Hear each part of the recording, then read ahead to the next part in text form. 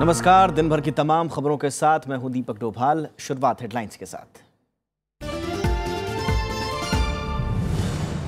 अमेरिकी संसद के संयुक्त सत्र में प्रधानमंत्री नरेंद्र मोदी का संबोधन आज। अमेरिका से रिश्तों को और मजबूत करने पर होगा जोर।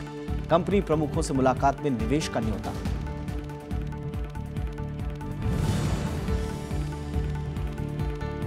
अमेरिका में हिलेरी क्लिंटन ने रचा इतिहास। 3 राज्यों की प्राइमरी जीत बनी डेमोक्रेटिक पार्टी की पहली महिला उम्मीदवार। ट्रंप की नीतियों को बताया देश के लिए खतरनाक।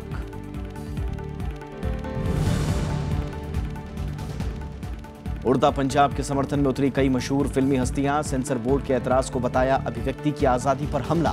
पहलाज निहलानी ने राजनीतिक दबाव से किया इनकार।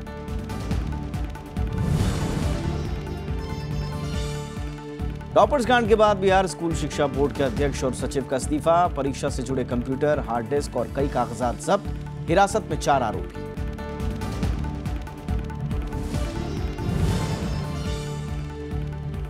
और तय समय से एक दिन पहले केरल पहुंचा मॉनसून। इडुक्की में भारी बारिश से एक की मौत। मौसम विभाग की पहाड़ी जगहों से दूर रहने की चेतावनी। 15 जुलाई तक देश भर में मॉनसून की फुहारें।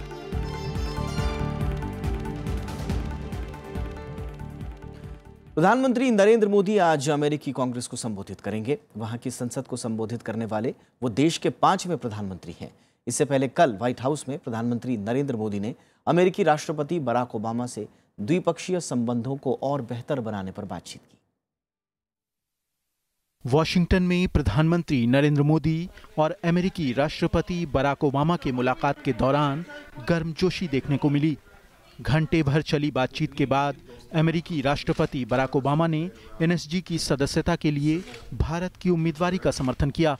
दोनों नेताओं ने आर्थिक संबंधों को रफ्तार देने, क्षेत्रीय और वैश्विक मुद्दों के अलावा स्वच्छ ऊर्जा, परमाणु और साइबर सुरक्षा के मसले पर बातचीत की।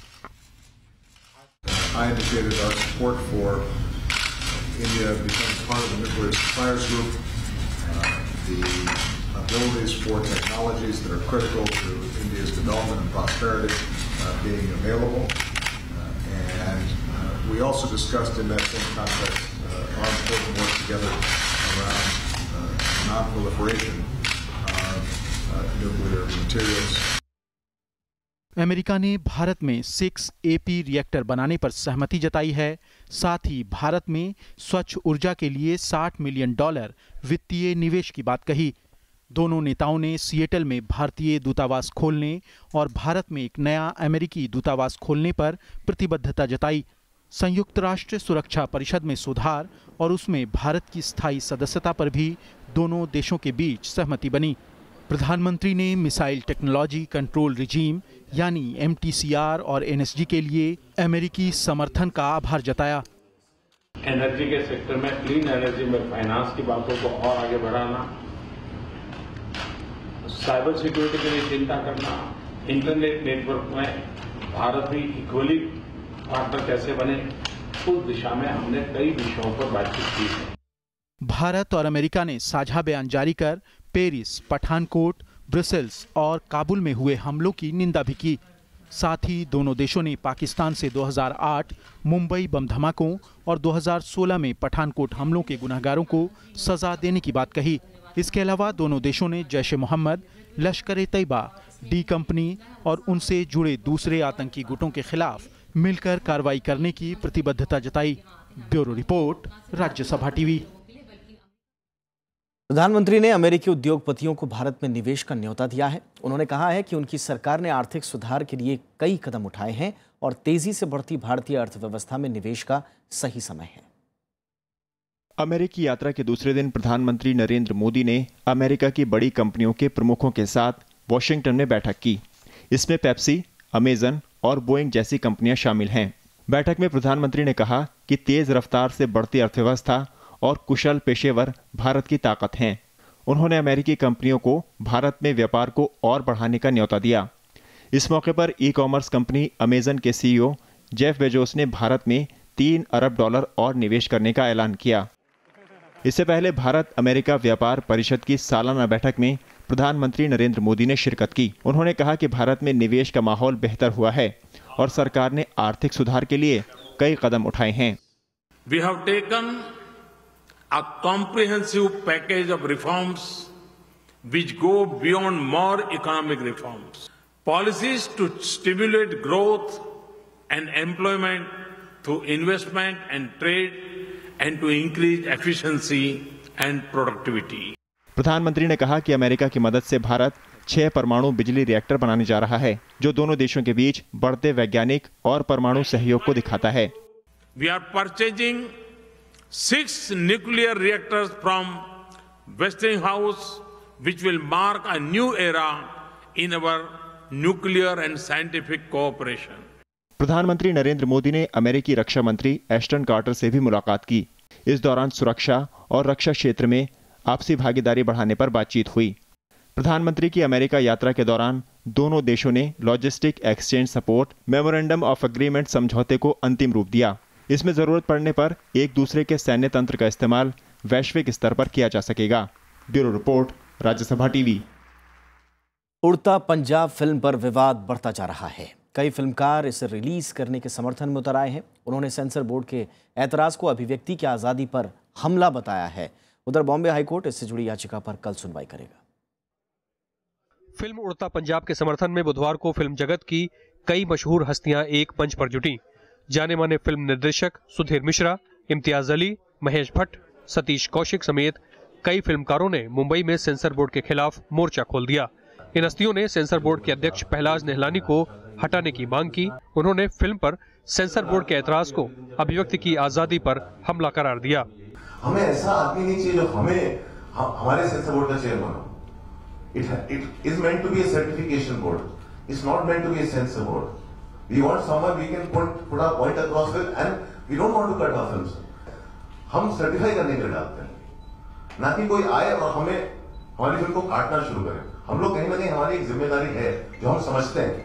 मैं सिर्फ यही कहूंगा कि we live in the age of information and technology, और अगर हमारे जेनरेशन को, यूथ को इन्फॉर्म्ड रहने की इजाजत नहीं है तो शायद कोई परेशानी है। The youth has the right to know that drugs are a menace. They have a right to know कि उनके जीवन के साथ क्या हो सकता है अगर वो ड्रग्स में जाते हैं। फिर वो पंजाब का यूथ हो, महाराष्ट्र का यूथ हो, पूरे हिंदुस्तान का यूथ हो या पूरी दुनिया का यूथ हो। वहीं सेंसर बोर्ड के सदस्य अशोक पंडित ने अध्यक्ष पहलाज निहलानी के विचारों पर हैरानी जताई। Indian film and television directors association के बैनर तले उन्होंने बोर्ड अध्यक्ष से पैसे की बात कहे जाने के लिए माफी की मांग भी की।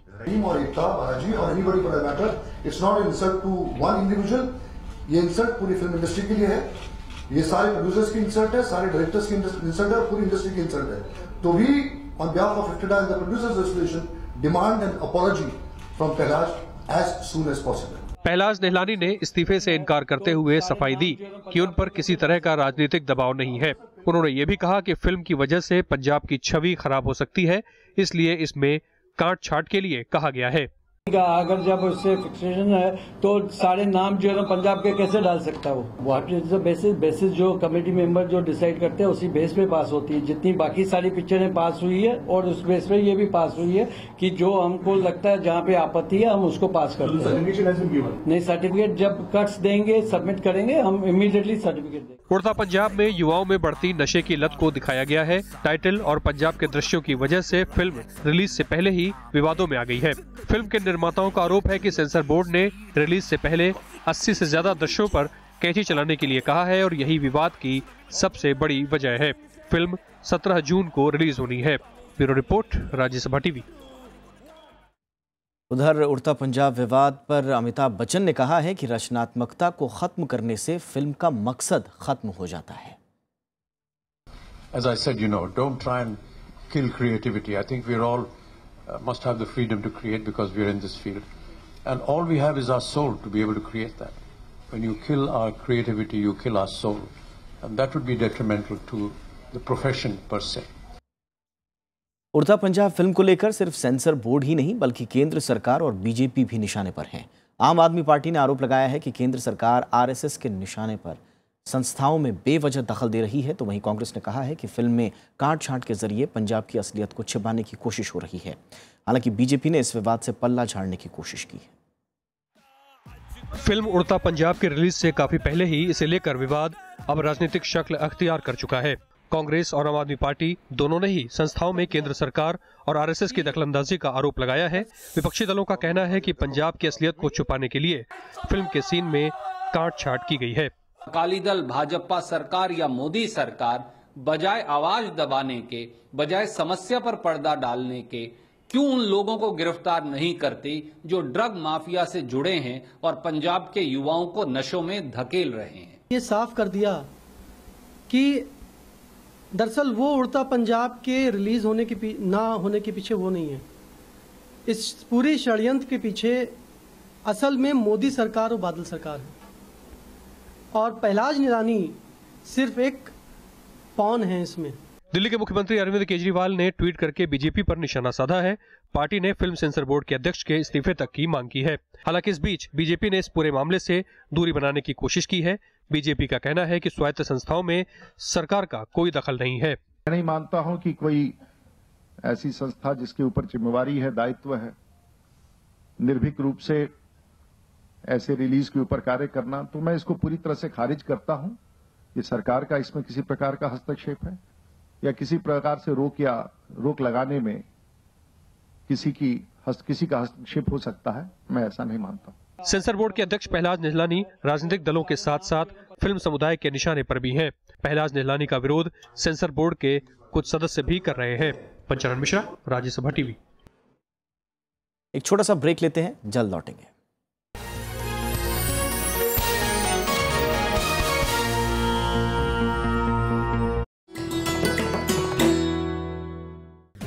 एमसी मैरी कॉम सफलतम भारतीय महिला मुक्केबाज, विश्व चैंपियनशिप में 5 स्वर्ण और 1 रजत, लंदन ओलंपिक्स में कांस्य और एशियन गेम्स में कांस्य पदक विजेता। 5 फीट 2 इंच लंबी मैरी को किया जाता है दुनिया की सफलतम महिला मुक्केबाजों में शुमार। खेलों में वरिष्ठ योगदान के लिए उन्हें मिले हैं पद्म भूषण, अर्जुन अवार्ड और राजीव गांधी खेल रत्न पुरस्कार।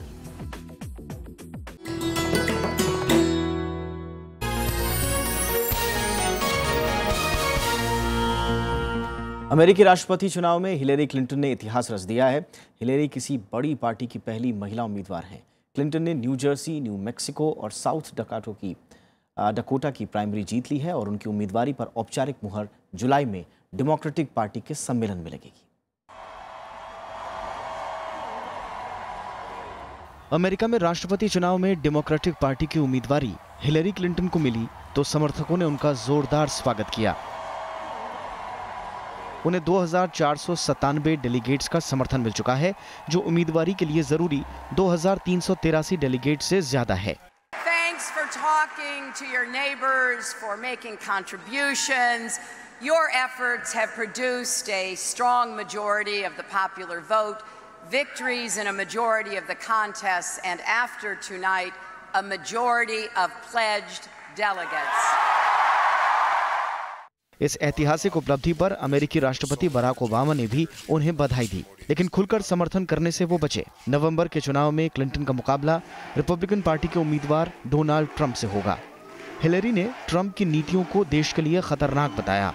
The end of the primaries is only the beginning of the work we're called to do. But if we stand together, we will rise together because we are stronger together. Let's go out and make that case. उधर democratic party से Clinton को चुनौती दे रहे Bernie Sanders ने हार मानने से इनकार कर दिया। अब तक 1663 डेलीगेट्स का समर्थन हासिल करने वाले सैंडर्स की उम्मीदें अगले सप्ताह वॉशिंगटन में होने वाली प्राइमरी पर लगी है। We are going to fight hard to win the primary in Washington, D.C. And then we take our fight for social, economic, racial, and environmental justice to Philadelphia, Pennsylvania. राष्ट्रपति चुनाव में अगर हिलेरी क्लिंटन जीतती हैं तो वो America की पहली महिला राष्ट्रपति होंगी। हिलेरी ने 2008 में भी उम्मीदवारी के लिए दावेदारी पेश की थी, लेकिन बराक ओबामा से वो पिछड़ गई थी। इसके बाद वो ओबामा के पहले कार्यकाल में विदेश मंत्री बनी। Bureau report, Rajya Sabha TV. Rahul Gandhi को कांग्रेस अध्यक्ष बनाने की अटकलों के बीच पार्टी ने माना है कि इस पर फैसला जल्द होगा। राज्यसभा टीवी को दिए एक एक्सक्लूसिव इंटरव्यू में पार्टी के मीडिया प्रभारी रणदीप सुरजेवाला ने कहा कि नेतृत्व के मसले पर चर्चा हुई है और राहुल गांधी जल्द ही पार्टी का नेतृत्व संभाल लेंगे। As far as Rahul ji is concerned and as far as next line of leadership is concerned, I am sure we will be able to tell Rajya Sabha TV soon enough that that leadership change has been deliberated upon with great wisdom and caution, and by taking opinion of a few thousand leaders of the Congress party. Congress के media विभाग के प्रमुख रणदीप सुरजेवाला का यह बयान ऐसे वक्त आया है जब पार्टी में राहुल गांधी को अध्यक्ष बनाने की अटकलें गर्म हैं। सुरजेवाला ने इसकी समय सीमा तो नहीं बताई, लेकिन कहा कि इस मुद्दे पर पार्टी नेताओं में चर्चा हुई है। उन्होंने कहा कि राहुल गांधी को अध्यक्ष नियुक्त करने की घोषणा जल्द होगी। उन्होंने इन अटकलों को भी गलत बताया कि राहुल गांधी के अध्यक्ष बनते ही वरिष्ठ नेताओं से अहम जिम्मेदारियां वापस ले ली जाएंगी। In fact, Rahul ji has deep respect and regard for them and consults most of them. They will tell you, perhaps even on camera, often enough. So there is no disregard or disrespect or easing out of any individual. Surjewala ने अजीत जोगी समेत कई नेताओं के party छोड़ने को राजनीतिक अवसरवाद बताया। हालांकि उन्होंने महासचिव पद से इस्तीफा देने वाले गुरुदास कामत का बचाव किया। Gurudas Kamath ji is a very seasoned and experienced leader of the party. He is very much a part of Congress family. He has resigned as General Secretary of the AICC. He has not resigned from the party. In fact, he issued a statement saying that he deeply respects Sonia ji and Rahul ji and will always continue to serve. Surjewala ने NDA सरकार की कड़ी आलोचना की और कहा कि केंद्र सरकार ने 2 साल में सिर्फ बातें की हैं और काम नहीं। विशाल दहिया, राज्यसभा टीवी। कांग्रेस ने कर्नाटक में राज्यसभा चुनाव के लिए वरिष्ठ नेता दिग्विजय सिंह और केवी थॉमस को पर्यवेक्षक बनाया है। राज्य की 4 सीटों पर 11 जून को मतदान होना है और इसके लिए 5 उम्मीदवार मैदान में हैं। कांग्रेस ने 3 उम्मीदवार मैदान में उतारे हैं। सोमवार को कांग्रेस ने चुनाव आयोग से संपर्क साधा था और चुनाव रद्द नहीं करने की अपील की थी।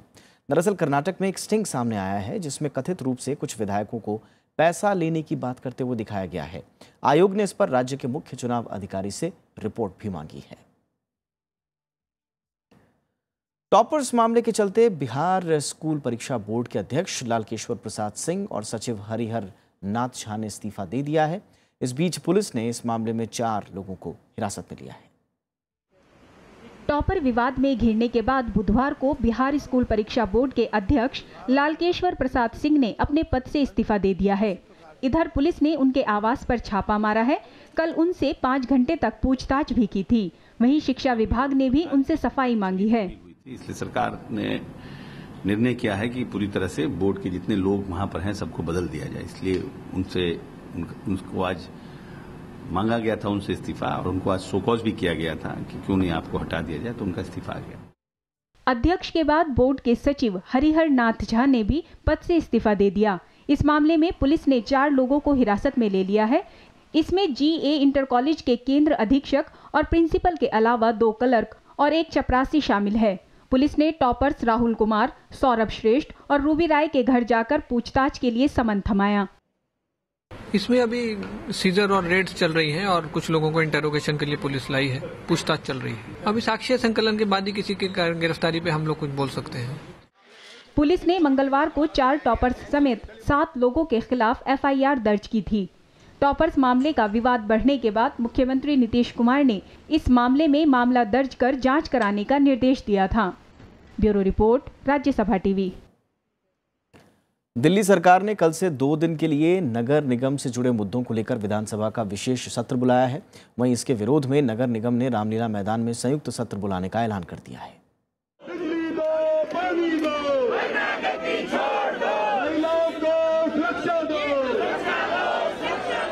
दिल्ली के मुख्यमंत्री अरविंद केजरीवाल के आवास के बाहर प्रदर्शन कर रहे ये हैं बीजेपी पार्षद। इनका आरोप है कि दिल्ली सरकार नगर निगम को कमजोर और बदनाम करने की कोशिश कर रही है।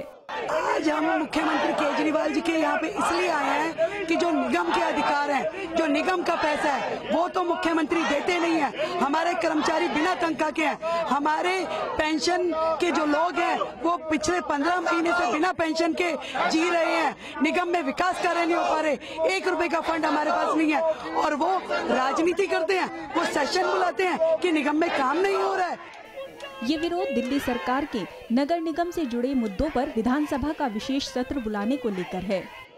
कल ये सत्र रहने वाला है। कॉरपोरेशन की वर्किंग, कमियां खामियां उनमें सुधार उनको लेकर के हुआ। इधर विधानसभा में नेता विपक्ष विजेंद्र गुप्ता ने साफ किया कि वो सदन में प्रीमियम बस प्रोजेक्ट में हुए घोटाले पर सरकार को घेरेंगे। हम चुनौती देते हैं दिल्ली की सरकार को, ये जो कल से सत्र प्रारंभ हो रहा है, इसमें हमने स्थगन प्रस्ताव ऐप बस प्रीमियम जो सर्विसेज स्कीम है, इस पर हमने स्थगन प्रस्ताव दाखिल किया है। कल सरकार इस पर हमारे सवालों के जवाब दे। नगर निगम को लेकर बीजेपी और आम आदमी पार्टी की लड़ाई नई नहीं है, लेकिन अगले साल नगर निगम चुनाव को देखते हुए दोनों तरफ से हमले तेज हो गए हैं। अनु दीवान, राज्यसभा टीवी। मानसून की पहली बारिश से आज केरल सराबोर हो गया। हालांकि पहले 9 जून को मानसून के आने की उम्मीद जताई गई थी। मौसम विभाग का कहना है कि 4 दिनों में बादल कर्नाटक और फिर उत्तर भारत की ओर रुख करेंगे। भारी बारिश के मद्देनजर प्रशासन ने लोगों को पहाड़ी इलाकों से दूर रहने की चेतावनी दी है। लंबे इंतजार के बाद मानसून ने केरल में दस्तक दे दी है। बुधवार को हुई झमाझम बारिश ने लोगों को गर्मी से राहत दिलाई।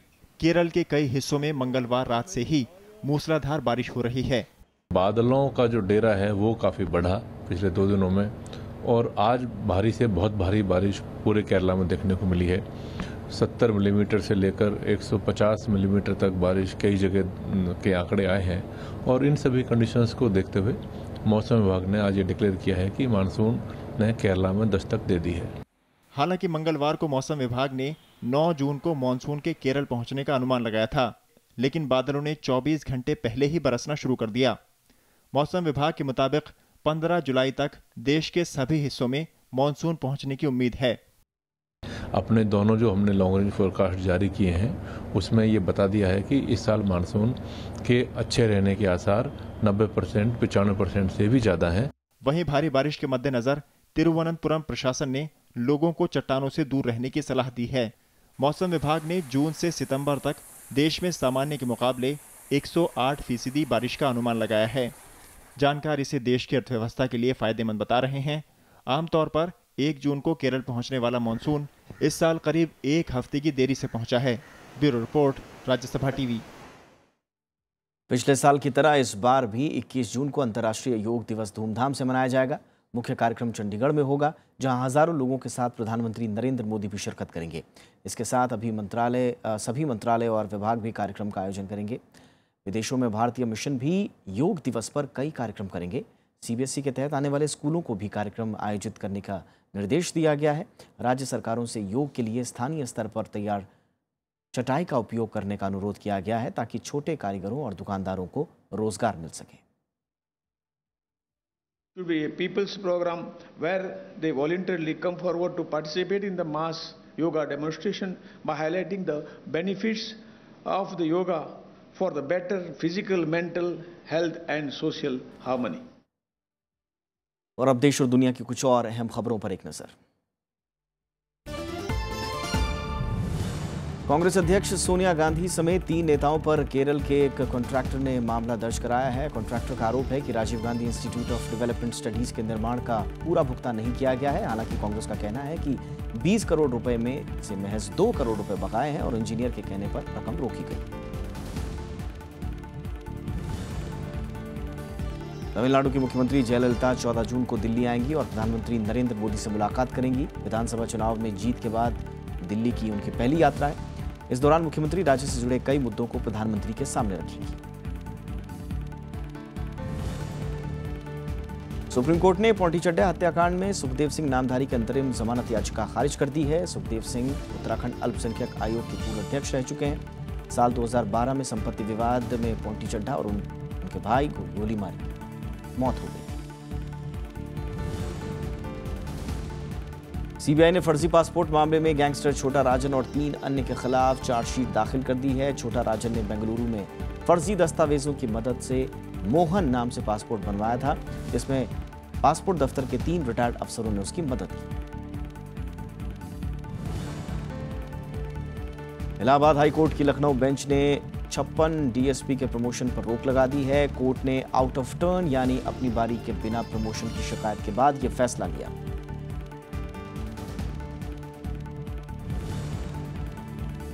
केरल सरकार बंद होने की कगार पर पहुंचे 4 स्कूलों को वित्तीय मदद मुहैया कराएगी।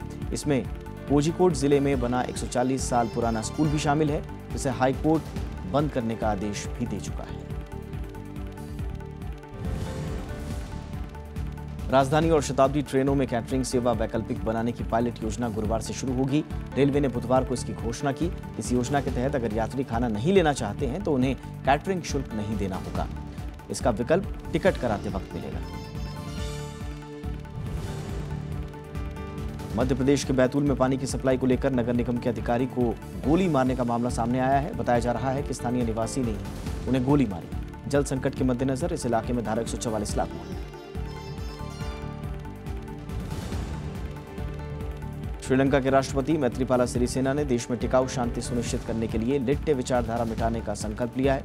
सिरिसेना ने राजधानी कोलंबो के देहीवेला इलाके में जनसमूह को संबोधित करते हुए लिट्टे को स्थानीय और वैश्विक दोनों स्तर पर पूरी तरह से मिटाने की बात कही। भारत और दक्षिण कोरिया के बीच युद्धाभ्यास में भाग लेने के लिए कोरियाई तटरक्षक बल का जहाज 3009 चेन्नई बंदरगाह पर पहुंच चुका है। दोनों देशों के बीच सहयोग हाई ओब्लियो 2016 नाम से 8 जून से 11 जून तक युद्धाभ्यास होगा। इस बुलेटिन में इतना ही। इजाजत दीजिए। नमस्कार।